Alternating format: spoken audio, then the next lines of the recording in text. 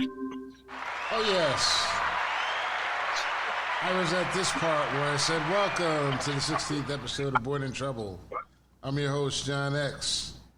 After a big old terrible attempt to actually go back to the old podcaster, we remembered the reason why we're using this one right now. Did we? Vanglorious, vanglorious. With a key. So, brothers, how you feeling today, man? Good, man. How y'all? Life's good, man. Life's good. Yeah. Yeah, I should have. it is. I should have paid less attention to the group text and maybe watched the Bismarck documentary on Showtime a little bit earlier in the day instead of right before we get ready to come here and do this recording, because now I'm feeling a little bit melancholy right now. Man. Oh, yeah, right. I was teary-eyed, B. Yeah. Yeah, I was teary-eyed. I'm recording it right now. It's on Showtime right now, so I'm recording it. So I look forward to checking it out. It's just a lot of pieces put together, and recognizing that a lot of people had the same experiences with Biz that we all had with Right. Biz. Like, I'll never forget the one day I'll never forget. First of all, as I was watching it, I was like, damn, I'm never going to go into a venue again and hear X. Because everybody loves the way that Biz says their name. You know what I'm saying? You got to love the way Biz, X, what's good? Love that shit. And second of all, when they were talking about the Albee Square Mall again, like, yo, Biz dapped us up for 11th grade, bro. He hooked us up. Yup. Ain't that right, Rob? Yup. Biz Marquis hooked the brothers up.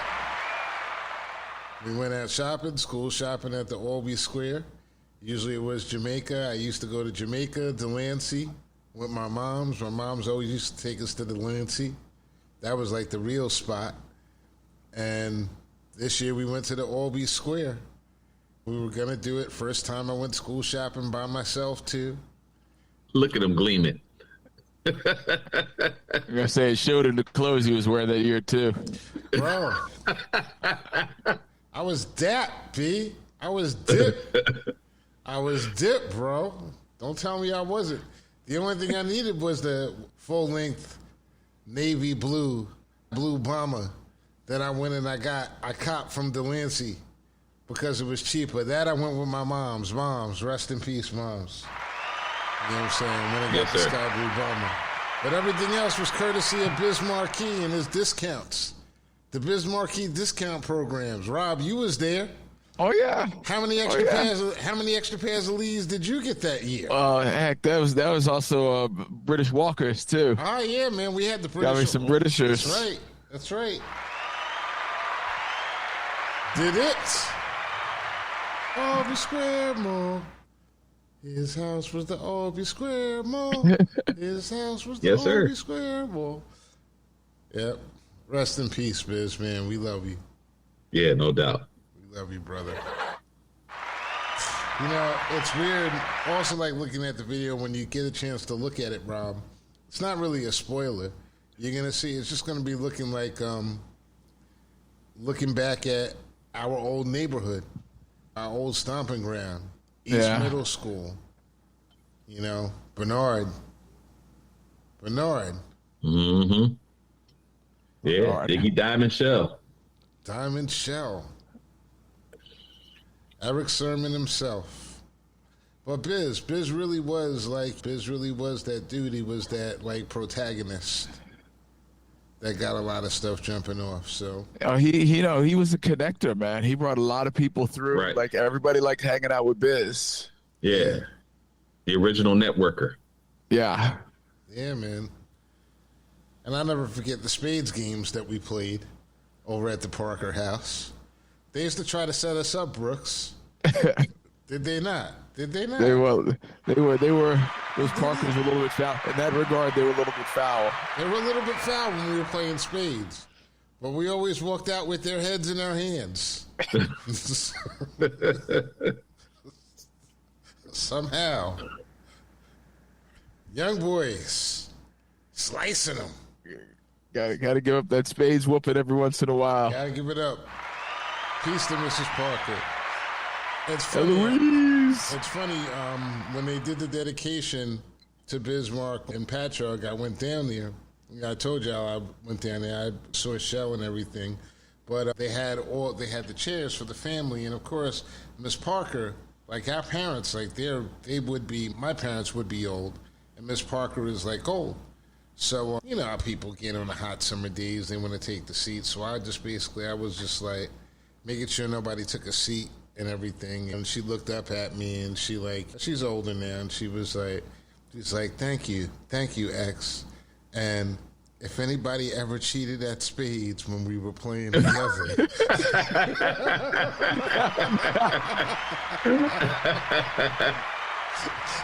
I just want to let you know that it was all good. It was like, that moment of clarity that Mrs. Parker was just like, yeah, we'd set you up right now. If Rob was here, I might have a clear moment right now and try to set you up right now for a game. So, that's funny. Yeah, so that's what as I was looking at that, that's what I was thinking about. And just the community stuff.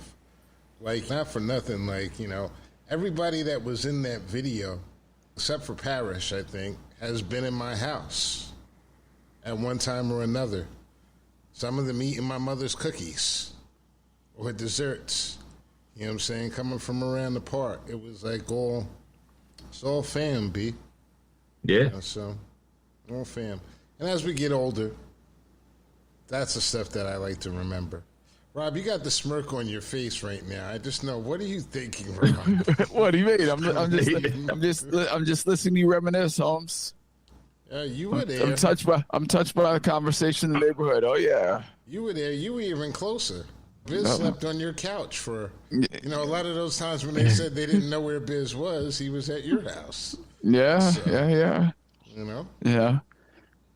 Going and taking walks to the 7-Eleven, taking late night walks to the 7-Eleven to get Entenmann's cakes. Yeah. Box of Fiddle Faddle. Fiddle Faddle. Wow. Fiddle Faddle. Yeah, man. Who would have thought, bro? Who would have thought? What a charm! Yeah. What a charm life. Dude made a song about picking his nose and about taking a dump. Right. Like who's more realer than that? Oh, show was like, Biz is a madman. He was mad. Yeah, but you see that mad genius. Mad genius. But you see that you think about all the records that he had a part of getting made, and he never prospered from that. He never prospered from the record sales. I think Biz said that he didn't make a single dime off of any record that he ever sold, which is amazing if you think about it. You look at Big Daddy Kane, all the records that he sold and all the recognition, everything from the Juice Crew, and no monetary. Not to say that Biz did bad. Biz did well for himself, flipping into DJing and like being in all the movies he did. But why? Why is it that an artist like Bismarck, who really was a protagonist for a lot of other artists, didn't make the money? But I mean, you know it as well as anybody, because those dudes were filthy back then. The record business has always been anti-creativity. The writers and the Hollywood writers are on strike, and the Hollywood actors are on strike. Why? Because these companies always value the people who crunch the numbers more than the people who create the creative project. And especially hip hop at that time, being in the onset, people didn't think it was going to last. You probably thought that even if you stole from this artist, there's a strong possibility that artist is not going to be around 10 years from now because the genre is not going to be around. Yeah, I think the thought process at the time for hip hop was more because it was so new. As the person putting up the money, if it makes some money, I'm going to get the lion's share of that money. Now, the record business has always been a jerk business in terms of the artists always get jerked, particularly when you're a new artist or, just kind of a mediocre artist. You know what I mean? That record deal never changes. It's always in favor of that record company because everything is always recoupable. Right. So it's designed to keep you in debt. But I think at that time, hip hop was just more, because it was such a new genre of music, and people just didn't have that belief in it. I mean, when you got records like on Delicious Vinyl and like Sugar Hill and Cold Chillin', I mean, those people took mad chances to put these records out. Yeah. And in their mind, I'm sure that they felt like, shit, if this motherfucker hit, I'm gonna get paid. So you think that's well, I mean, in the onset, it's a little bit different than what we have now. Now we have established music patterns and waves, and now they're really not getting paid off of their singles. Well, yeah, now they found a new way to fuck you now with this streaming shit. Yeah. Because there's no monetary value to streaming. It's a fraction of a penny, and I'm not saying it's a half a penny. It's like we're talking like 0.00 penny. Yeah. Right. Yeah, it's an insanely low number. And then how do you know how many streams you actually got? You know what I'm saying? Like it's just kind of a shiesty game. That's why Jay with Tidal was so critical for him. Right. Because he was able to get his music out direct. Right. Right.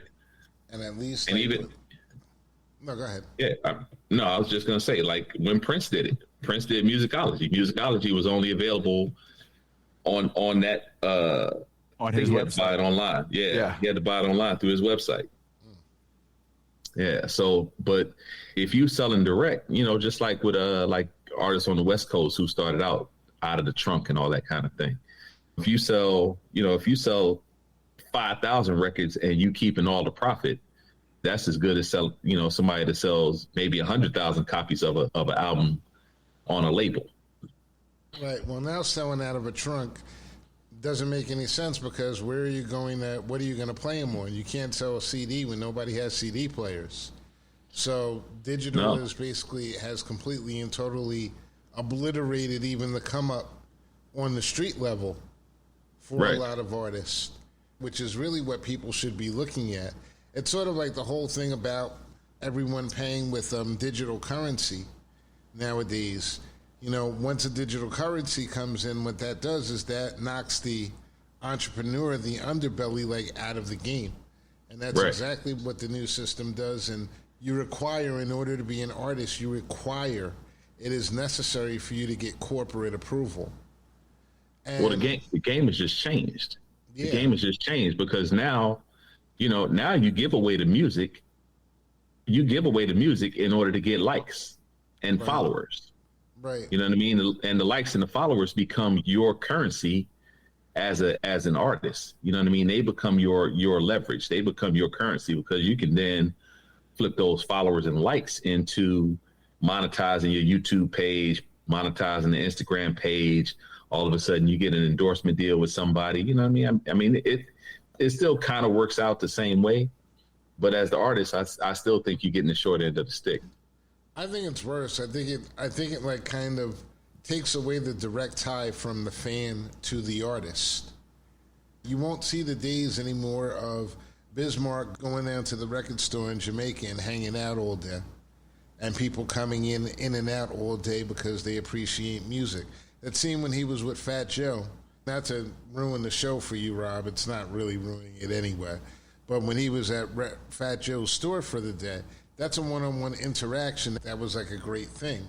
Now, how would people even respond to a quote-unquote star or a musician being in a space? Well, we know most of the times because the music is all about violence. Once you find out the dude's in the store, a hit team is coming within the next hour or so. So it's going to make the neighborhood, now it makes the neighborhood unsafe, the area unsafe. How do you're not pressing the flesh. The way the transition of the music from the time of Biz till now, it's like it's incredible. Rakim was in the video. I didn't realize Biz knew Rakim so well. I had no clue. Do you remember him, Rob, ever talking about Rakim? Ever mentioned Not him? really. Not really. No. What about you, Grant? Ever? I don't. Nope. Nah. I had no idea that he was so tight with Rakim. And he had done so much to kind of launch Rakim the same way he launched Kane. If you think about it, the two best rappers at that time, people were saying, were Rakim and Kane. And that was the big battle. And in a large way, Biz launched both of them, which is pretty dope. Yeah, I mean, Biz did a lot for a lot of people, though, man. And bro, you know what I mean? Sleeping on your couch, Rob. Yeah. Why didn't you treat him better? Just an asshole, you know that. Nah, you know. Nah, I mean, nah. Biz was a friend to the Brooks family to the end, you know. So Absolutely. that is what it is. But go ahead. What were you saying, Grant? No, I was just Biz did a lot for a lot of people, man. A lot of people. I mean, he paved the way for a lot of people to do what they do. You know, not even kind of behind the scenes. He did a lot for people. You know what I mean? But that was his magic. That was his power. You know what I'm saying? Like he was a connector. You know what I'm saying? Like he connected people to other people and put them in positions to succeed. And he did a lot, man. Amazing, bro. Amazing. Rob, do you have anything else you got to say about Biz Markie? Nah, I got to check this out, man. It's gonna be cool. Like it was just always, every time I saw that dude, it was just, the energy around him was so good, so positive. Yes, sir. Eating cereal in the kitchen table, at the kitchen table. Raisin Bran got bass. That's right. Raisin Bran got bass. Yeah. The personal moments. You know, I had forgotten about that crazy ass statement. Dog, I say that shit all the time, B. I say that shit all the time. The day I'll always remember is the day over in Bayshore when Biz and Swan were over at the house all day long. Remember that? We had the day off from school, Rob? And Biz and Swan were up in the crib all day. And Swan just kept, trying to talk to different women during the course of the day, and it just wasn't working out. It wasn't working out. It just wasn't working out for him, no matter what. He was on the phone. It was a bad, desperate day. But listen, you could say that because T.J. Swan has had many successful days. Oh, hey, the brother was a shining example because he kept swinging. He was missing. He just reloaded. Oh, he was a lesson. Brother was a lesson in perseverance at that moment in time.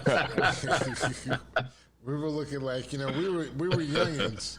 That's when it was like probably the end of school. That would have been I think that'd have been William Street. That'd have been senior year. Yeah, it would have either been some of 11th grade for you, and a little bit of senior year. You were there a couple of years, weren't? Yeah, but that was wow, that was quite an experience there. Seeing Swan swing and miss all day. Peace out to T.J. Swan. Probably don't even remember himself because, like any good playboy who goes out there at that time and throws lines, your memory can only be 1 or 2 minutes long. Because you gotta forget. It's just like any good salesman. You gotta forget the nose. The brother was just like, oh, well. Yeah. All right, next. Keep moving. Keep it moving. Keep it moving. And that's what we're gonna do right now. We're gonna keep it moving. Rest in peace, Biz Markie. So, brothers, anything interesting that you guys would like to talk about this week? Anything that ran through your mind? We had a couple of interesting conversations during the week. Is Donald Trump on anyone's mind? I know we don't normally get into it, but no. No. We'll see. What about this Fanny woman and everything. I saw something today, though. I just had to mention it. I'm sorry. Fannie, what's her name? Fannie Wills or something?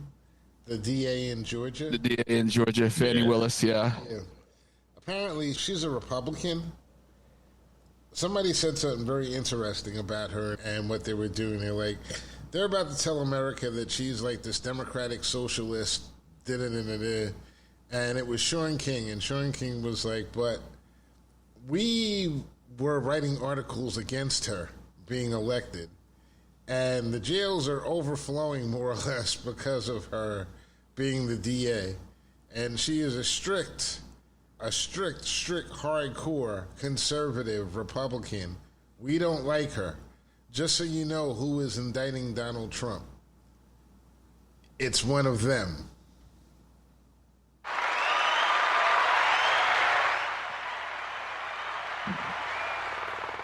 Well, we will see.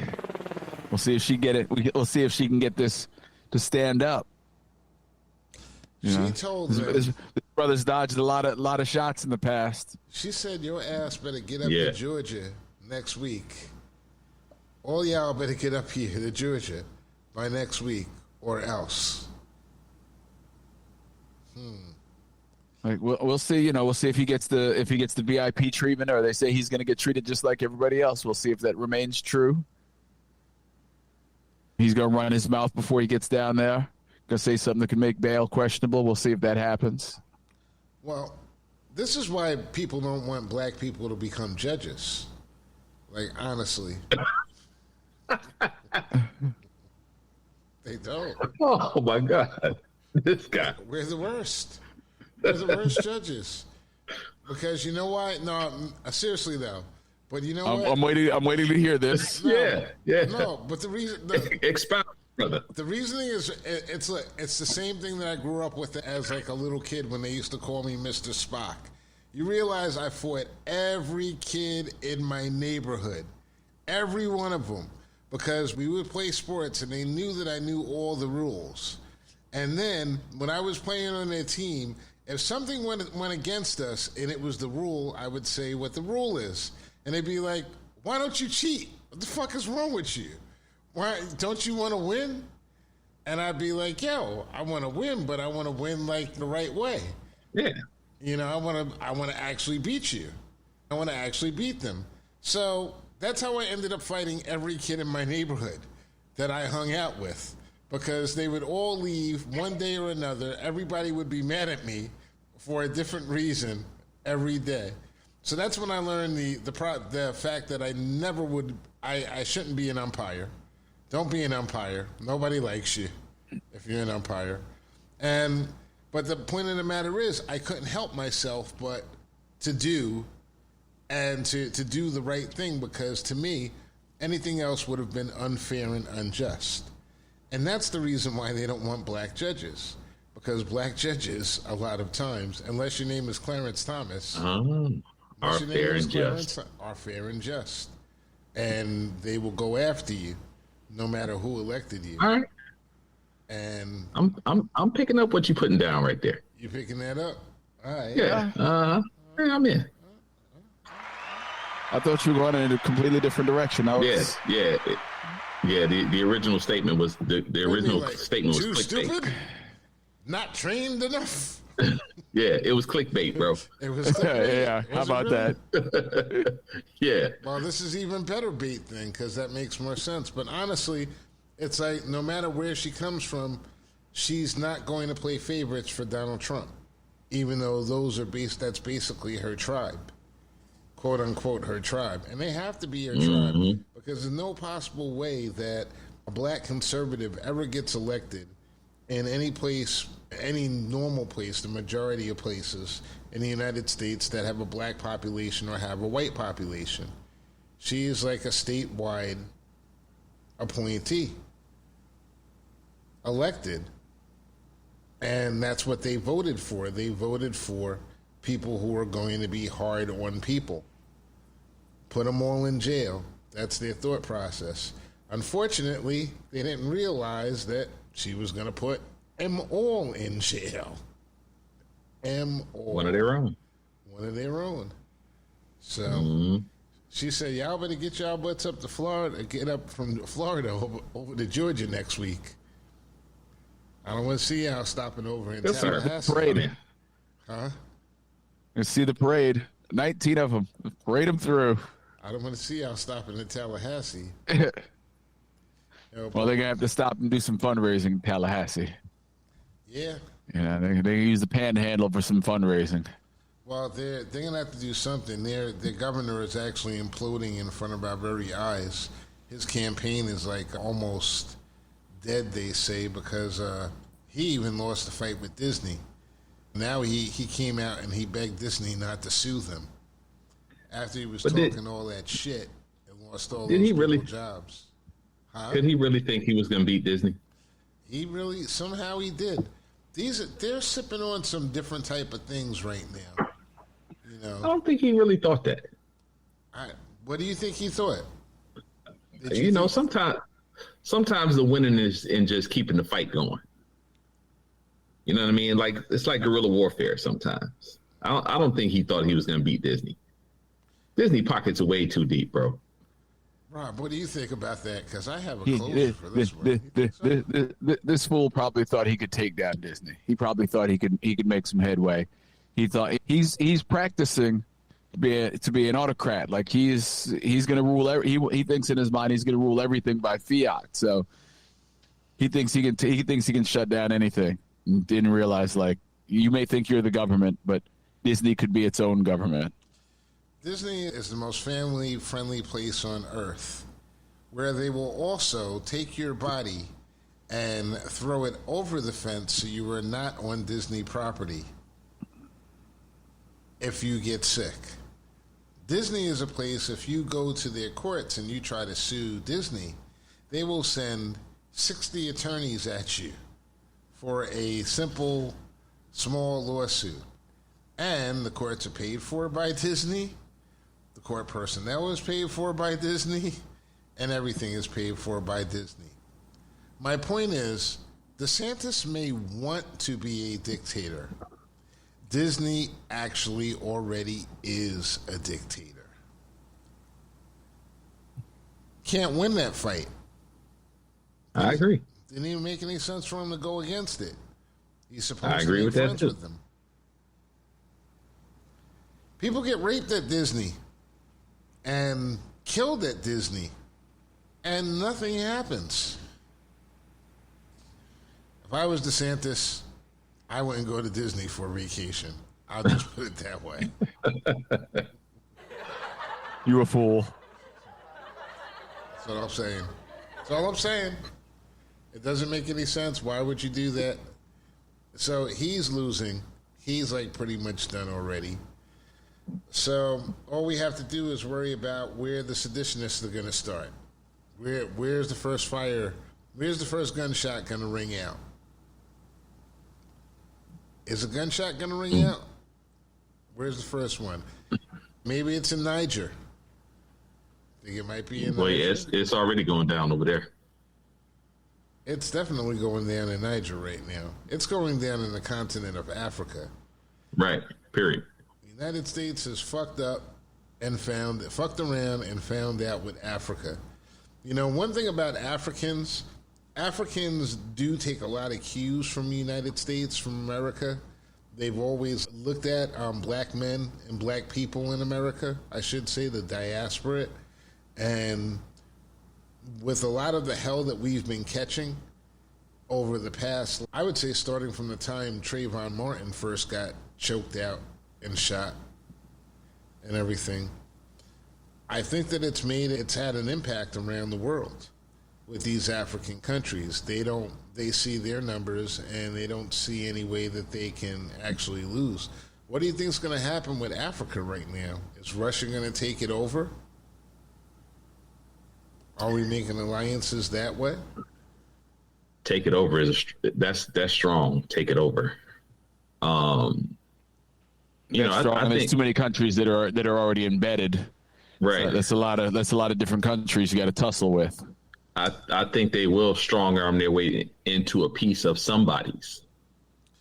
A lot of these countries are saying they want to get rid of all colonial influence in their countries. The thing about It's gonna be Africa hard. is it's going to be hard, but can you nuke Africa? I don't think so. They need Africa too much. They need the minerals too much. They would. They would. I don't think they would even consider nuking Africa. It would have to be combat. Yeah. It would have to Exactly be that. combat. Yeah, because you can't. What's in the ground is what's of value. Right. Right. So you can't spoil that. You can't despoil that.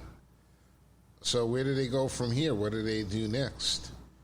Do they really band together? They say they're going to keep it. They're going to refine their own uranium. They're going to refine their own minerals, and they're going to ship it out and make other countries pay for it. And they should. Is there a coalition to be found between African Americans and Africans? I think there's. I would think there's it'd be difficult because you'd be hard pressed to get a coalition of African Americans together right. on some major shit. Well, that's pretty much any race, color, any group, especially here in the United States. I mean, listen, that's our training. That's how we're trained to be separate. We're not socialism. We don't gather in places for these reasons. We don't. The only people that are gathering now are clan. Tell you what, these kids, they're gonna start gathering. You think so? They have to. Like when we were coming up, like the idea was you got old enough and you got out and you got your own place. These kids can't afford their own place. So they're gonna live with their parents or they're gonna live with friends. They're gonna live in a more communal way. Because the prices are just insane. And that's what they're banking on. And eventually somebody's going to have to start teaching that as the philosophy, like, yo, when you get out of here, if you're really trying to get ahead of the game, you probably need to think that the next 10 years, once you get out of here, out of this institution, the next 10 years, you're going to live with friends. Right. But you have to do it really intentionally so that you're actually stacking chips and not just, Right. You got to find some continuing a frat like-minded house. people. Yeah. Right. You got to find some like-minded people that have a goal, and y'all can work towards something as a unit. Mm-hmm. But that's like you say, that's a hard thing to do. It's a damn near impossible thing to do. I mean, how do you trust? People don't even meet each other.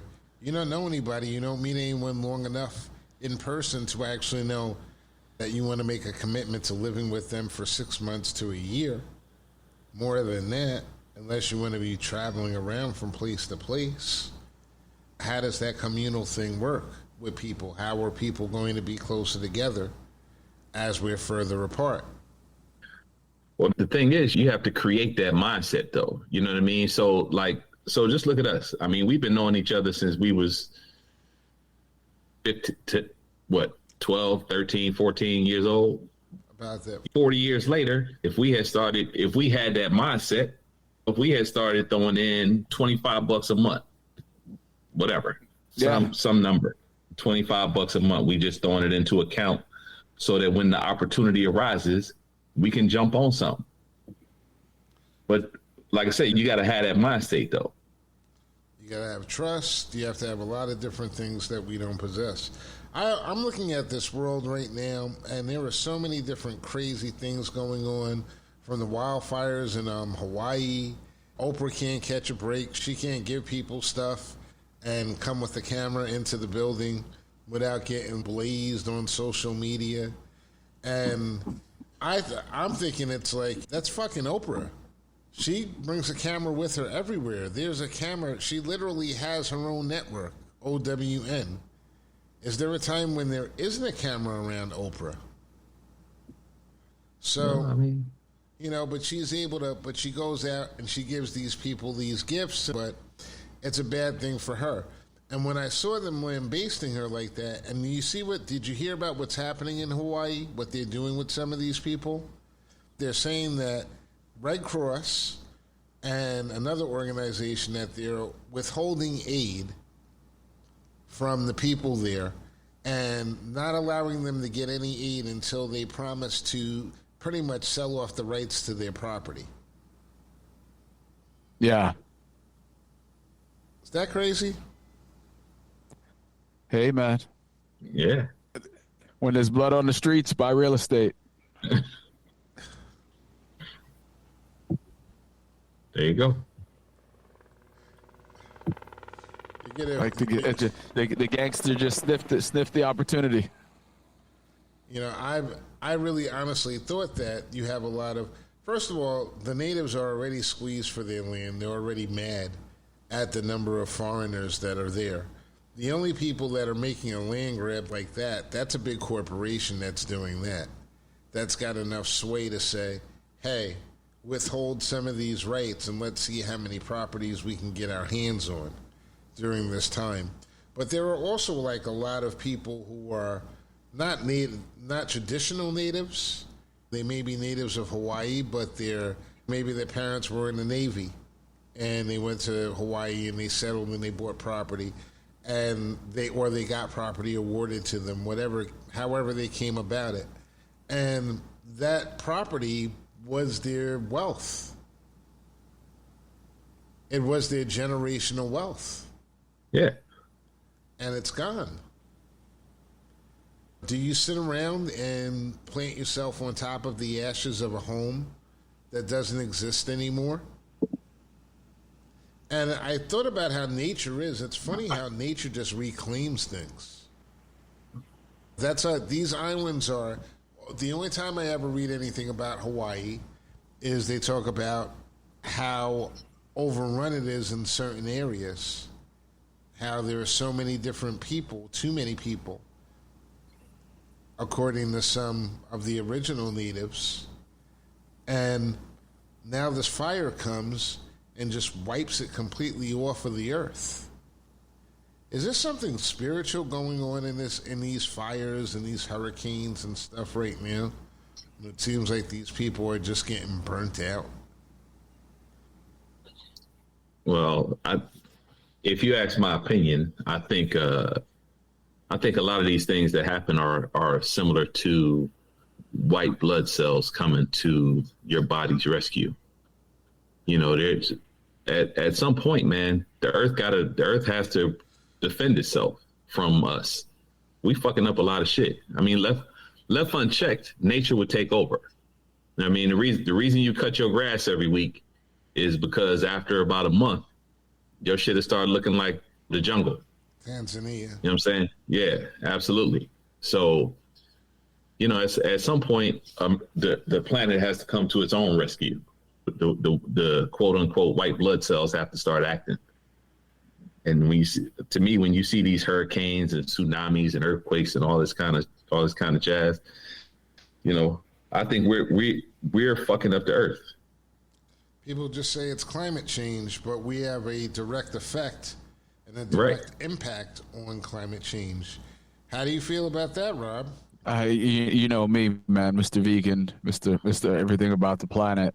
Yeah, we are fucking it up, but we don't. You know, so much in America, especially, is we come up with these innovations and then we figure out what the impact is later. And if it's bad enough, you sue to get them to stop it.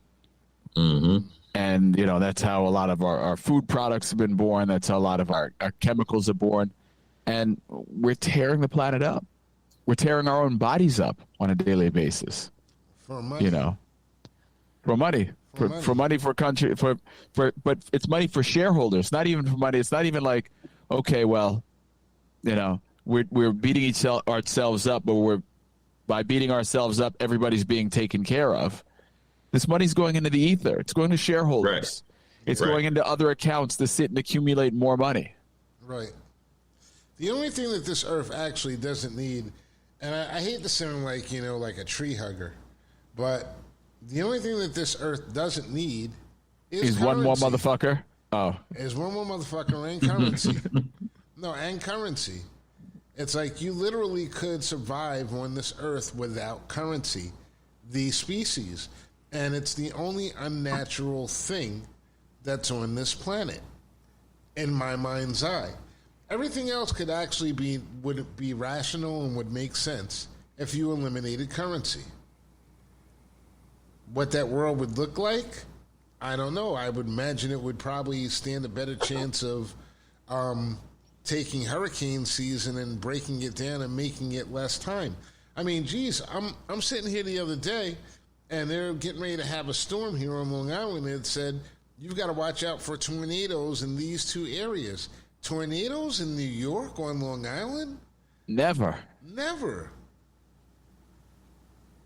This is not by accident. This is stuff that we have all done. We've contributed to it. We could dial it all back. But it's not going to get dialed back. You know, the more you speak about these things, the more I come into the realization that there were really two classes of people on this earth, and it's the ones that have everything and everyone else. And everyone else is either trying to suck up to the ones that have everything, appeal to their better nature, hope that they would do things that are in the right way. And the truth of the matter is, they really don't care. They really don't care about what's happening to this planet. Nobody's going to make any changes. Well, the wealthy white people are trying to get off this planet. They're trying to figure out how they can exist in space or under the ocean or whatever the fuck the journey they got in mind, the center of the earth, or who the fuck knows, but they're trying to figure something else out besides Earth. Well, you have the biosphere, you have the space station, the biosphere, Mars exploration. Right. And what's the other one? I think there's one more sort of major, because they're starting to look underwater. Yeah, underwater colonies. Yeah, Atlantis. Elon has one of them things, right? Like, I mean, they're trying to figure out something else because I think most people kind of understand that there's too many people on the planet right now. But we also don't let nature take its course. No, you know what I mean? Like, yeah, we allow.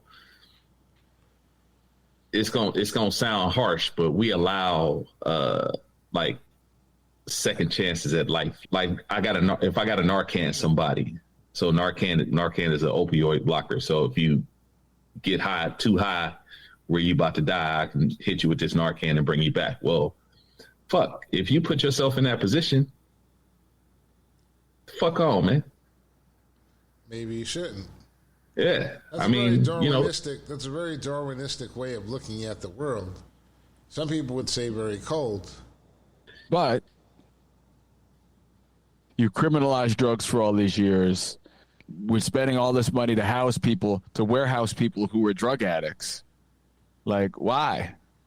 If they couldn't get over their self-loathing and whatever, maybe it's, for money.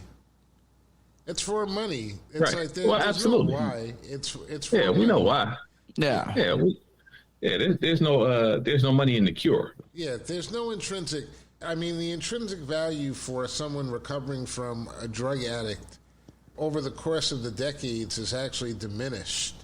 What would that person do? They would go out and become a productive member of society with a job, mostly a menial mid-level job. And they've eliminated those. So, or any of those where you could live to a point where you wouldn't be stressed and want to go out and do drugs, which makes it a vicious cycle. So, would it be more humane to not have Narcan? But here's the other side of the coin, though. We vilify things like crack and meth and heroin and those kind of things, but we don't say anything about. I mean, you can't watch a football game without some alcohol being advertised. Right. You know what I mean? Sugar is everything, and white refined sugar is been proven time and time again is one of the more addictive things on the planet. Well, they can't have you live forever, though. You can't have people live forever. You can't say there's too many people, right? And then take away all the bad food.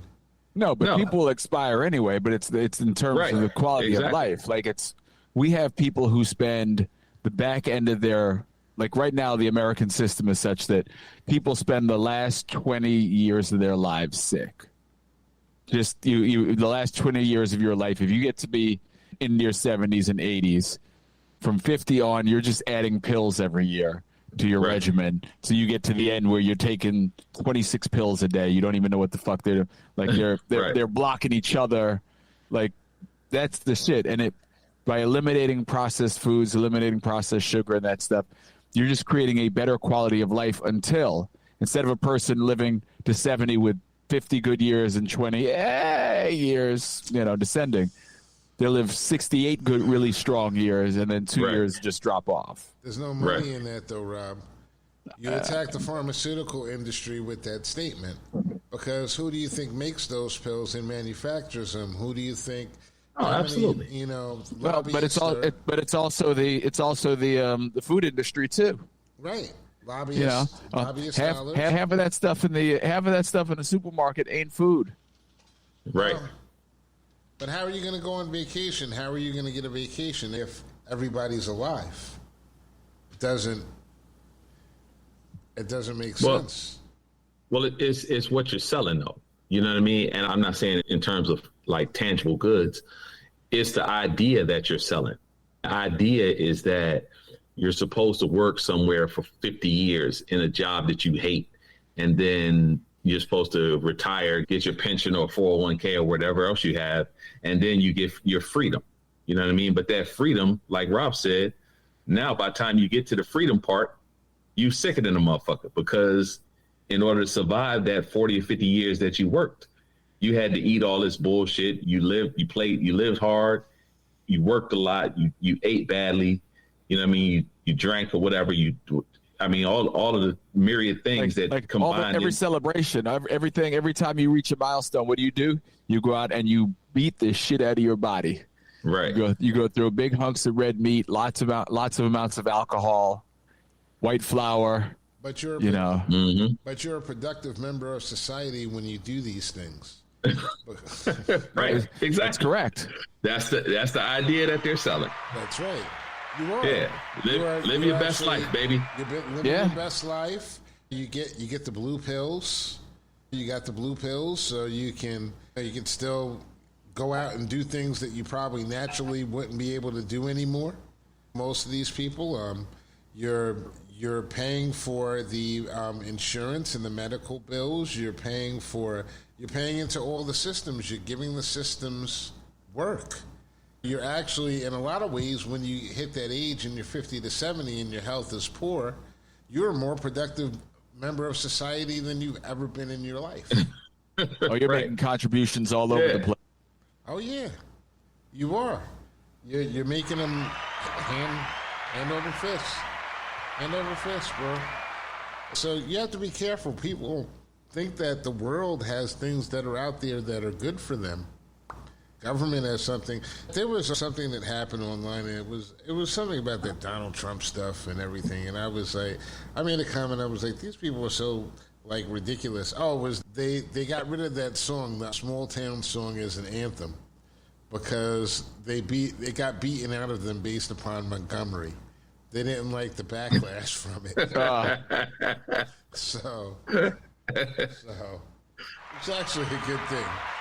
So that song dropped way down. I told you it was a catalyst because cats kept walking around saying, yeah, small town. Small town. We were all waiting to see how that worked out, that small town shit. Yeah. So we saw how it worked out. Small town. Small town. Small town. So fuck it, small town. So, I mean, that's cool. But it got replaced with a song that was... They were talking about how people are overworked and underpaid and so on and so forth. And, MTG came out and said, oh, this is the real, anthem for working people in the United States of America. And he didn't say anything about politics, but he did talk about work in the video. And I was like, these people are so stupid, because how can you have this woman come out and tell you that that's your anthem? Like, it's a new right-wing anthem. And I was like, what? No Democrats are overworked and underpaid? It's like it's only like Republicans. It's like, and this is really like where it all starts. It's like there's no black people or Hispanic people that are overworked and underpaid. There's no. But there's nobody else on the planet but them. They're the only ones who are aggrieved. You know that. You see, damn. I didn't even think about it from that lens. That was my bad.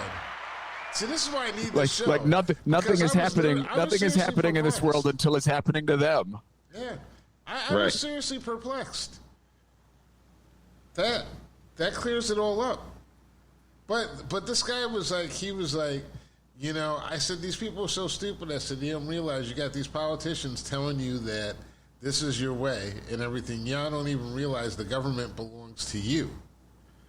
And he's like, the government belongs to... And somebody came back and said, so you're telling me that the government belongs to the right? I'm like, dumbass, you're just missing the whole point. The government belongs to you, you the people. We the people, whether you consider me to be the people or not, that's another conversation. But it belongs to you the people. And just because you have these buffoons that you have hired to like run your stuff doesn't mean that hypothetically we couldn't say, Rob Brooks, you need to run for a Senate in your Congress in your area and do the right thing. And people could just ignore the ads and go and write in Robert Brooks, and you could win Congress. People have the actual ability to take over the government the right way. But you can't get past all the free stuff. And the free stuff is what makes you basically a fucking fish. So it's like the entitlements, the little nuggets that they throw you. That's the stuff that makes it impossible for you to see clearly. So at the end, I was like, dude, I said, thanks for coming. Thanks for having a conversation. You're not ready. Hey, man, I'll tell you right now, like low interest mortgages, mocha lattes, just hard to pass up. It really is. Trips to little islands that your friends have never heard of. Yeah. That boat, that yacht life. It's hard to pass up. Yeah. We went down there to protest, and they were giving out jobs. Brothers weren't angry anymore. Yeah, wasn't angry. At all. Well, they're all unfortunately, temporarily just not doing as well as they normally should be, and they'll get there. Sooner or later, hope springs eternal. You gotta get there. John's all in on the two thumbs up. Like you just need to get like a little overbite going, man. You can.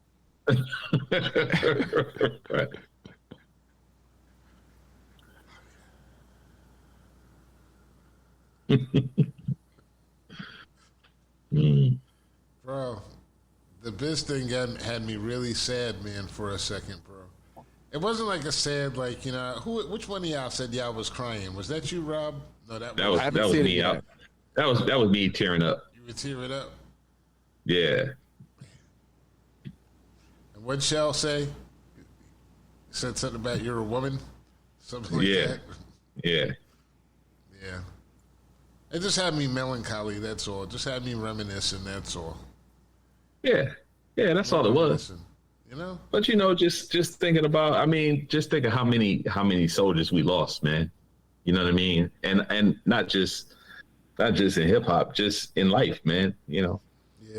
You find out how fleeting and precious life is when you started. What I didn't realize, or what I forgot, was that Biz was only 57.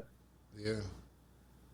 Well, you just had a birthday, and your birthday is actually on the now officially recognized birthday of hip hop. Yes, sir. Yes, sir. August 11th. That's right. Happy birthday. So thank you, sir. I made it to 53. 53 trips around the sun. There you go. Young boy. Yeah. So, and the documentary came out on August 11th. They had a free joint at Yankee Stadium. So hip hop has been this weekend was crazy. Yeah, like that. I wanted to hit that thing. There was a hip hop 50 at Forest Hill Stadium, and that was everybody. Seemingly everybody was there.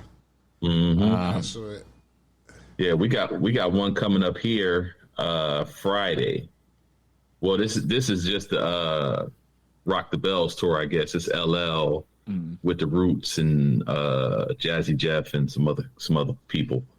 See, So that's coming up Friday. So I'll be there. You can't get me to one of those joints because I might not want to come home. So, Listen, yeah, you know, it's like it'll bring me back so far. This week was like it's my grandson's birthday today. Happy birthday, Roger. Oh, I'm saying little Roger. yeah, great dude. You know, this day, like a few years ago, we lost Lawrence, and I woke up to someone sending a message about Lawrence this morning, and I was thinking about that brother, and then watching the Biz thing, it's like, oh, that whole thing, Lawrence, and you know, Dwayne was like down there all the time with Biz, and you know, we were all around that age, and I was thinking about L, and that was my dude, man. We didn't always see eye to eye, but one thing about Lawrence always told me how he felt. And that's what I loved about that dude. Because he was a real motherfucker. It's like he didn't like, you know, and he always rooted for me and everything. You know, he's one of my boys. He would be one of us. You know what I'm saying? He always rooted for me, and I always rooted for him, no matter what. So it's like, yeah, I love that dude, man. So it's like, it's been a very deep, melancholy day for me. So you have to excuse my recording here on this late Tuesday. You know? It's funny. I was talking to some friends of mine here about Brentwood and just the Brentwood was it was magical, man. Like there was a lot of shit that happened in and around Brentwood that you know, just was poignant shit, man, that happened in hip hop, just in our lives. I mean, the group that we had, I mean, we had some really dope cats all at once in high school. You know what I mean? Like it was a gang of us, man, that a lot of us are doing some great shit out here, man. A lot of us, and Brentwood, you know, the smallest place on the map, but you know, most hated. Yeah. You know, I was born at like y'all came over. Rob came over from CI. You came from Detroit. I was born and raised in that piece, and I was born on the wrong side of the tracks, meaning the white side. You know, so Actually, I started there. You started in Brentwood. Yeah, over in Noble. On Noble Street, yeah. Okay. All right. So you know, you started. Went to CI, came back. Right. Okay. Because my parents went to Brentwood High School. Yeah. So you know, listen, I love the town, man. I especially love the way it used to. I love the old town. Now, Right. It doesn't resemble like the same town. It doesn't have the same type of camaraderie that we had, that we fostered. They used to hate us because when we played sports, because you know we were all mixed up and everything, and we were all talking shit, and we were just like, it was like a great place to live. And like just the other day, you know, I was talking to this girl who like she dates a professional basketball player. This guy, I'm not going to say his name because he's listed as having somebody else as a girlfriend. But all right, you know, so you got to keep it. Gotta keep him on the DL. We're not gonna blow up no NBA ballers today. Y'all remember that I'm a friend. But you know, he was talking about his relationship. He plays for. I will tell you, he plays for the same team as Mitch Kupchak. And people don't realize Mitch Kupchak is a Brentwood alumni. You know, once again, former Laker, former GM of the Lakers, and. And I worked his camps before. And she was like, yeah, you know, I used to live around the corner from Mitch. And she was like, oh, you know Mitch? I'm like, yeah. She was like, he's from Brentwood? I'm like, yeah, he's from Brentwood. There's a lot of black, white, Hispanic, everything. And now there's a lot of Muslims there. I'm expecting some pretty dope Muslims to come out of the school district in the next, like, Indian people to come out of the school district in the next 5 or 10 years, and it would just fit right in because that's the way we were, and that's how we got down. And rest in peace to Craig Mack and Biz Marquis. You know? Yeah. Miss them dudes, man. Miss those dudes. Right around the corner from each other. the same streets as us. Mm-hmm. And rob sometimes on the same driveways and, tagging up their houses. But in other words, Where's Mango Manny when you need him? Where is Mango Manny? Yo, peace out to James Manigault. I was thinking about that brother too. Yeah, I'm gonna give Manny a call. I'm thinking about giving Manny a call this week, man, because I miss him. But yo, guess what? Our hour is up. He's retired as a trooper now, so I'm not really sure how he's taking out his frustration on the human race.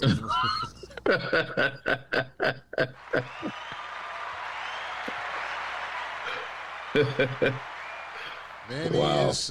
He is often mangry. Pound for pound, the meanest man on the planet.